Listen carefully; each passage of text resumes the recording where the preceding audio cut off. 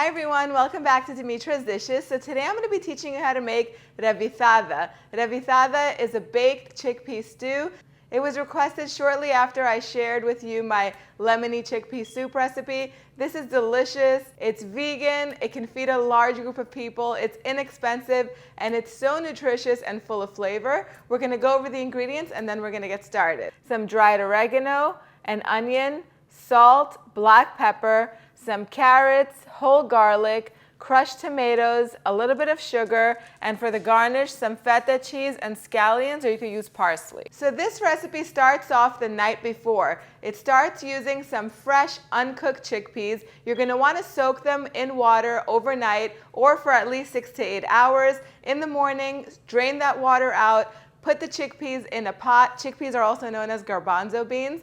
Put them in a pot and cover them at least 2 inches with cold water. Throw 1 or 2 bay leaves in there, bring it to a boil, and let them cook for about 45 minutes till an hour or until they are tender. Then go ahead and strain them. So I don't know why I didn't come up with this sooner, but in order to keep things as simple as possible, I decided to make the red sauce that goes with this recipe in the oven. So normally I would cook this in a pot, but I thought to myself, who likes washing dishes? Not me, and I'm sure that you don't like it either. So I thought, since I'm gonna bake this in a baking tray anyway, let me make the sauce in there. In a baking pan, go ahead and put 1 onion that's finely chopped with some olive oil and some chopped up carrots. Go ahead and season it lightly with salt and pop it in your preheated 375-degree oven. Cook it for about 10 minutes until the onion and the carrots begin to soften. Then take it out. Then go ahead and add some grated garlic, some crushed tomatoes, salt, pepper, oregano, and a little bit of sugar to cut down the acidity. Go ahead and bake that in the oven, in your preheated oven, for another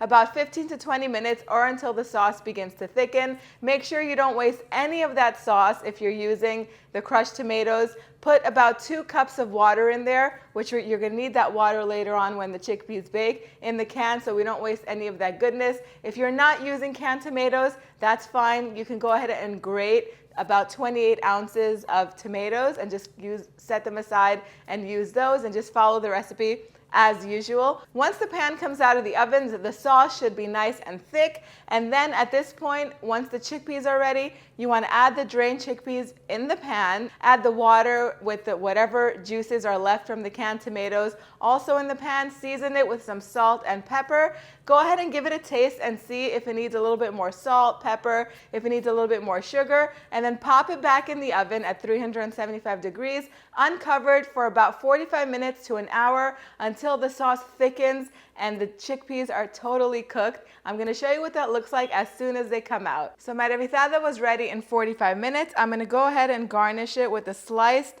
scallions. You can garnish it with some sliced parsley as well, finely chopped parsley. I'm going to go put the scallions on top. And just like this, the meal is ready. But of course, we're going to kick it up a notch by crumbling some feta cheese on top. You could even put the feta cheese on here the last 10 minutes of baking, so that way it can get nice and soft and sort of caramelized. And you can mix it all together or bring it to the table like that. It's best if you let this rest for about 15-20 minutes, so that way it can cool down and the sauce will have a chance to thicken a little bit more. Some toasted bread and a nice salad will create a beautiful hearty meal out of this. I'm going to go ahead and give this a taste.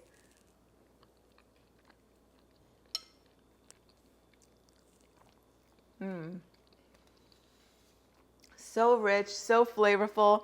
I think you guys are going to love it. You can go over to the website www.dimitrasdishes.com to print this recipe. The instructions and measurements are also underneath this video in the description box down below. Let me know what you think in the comment section. Thank you guys so much for spending time with me today. I'll see you all next time. Yes.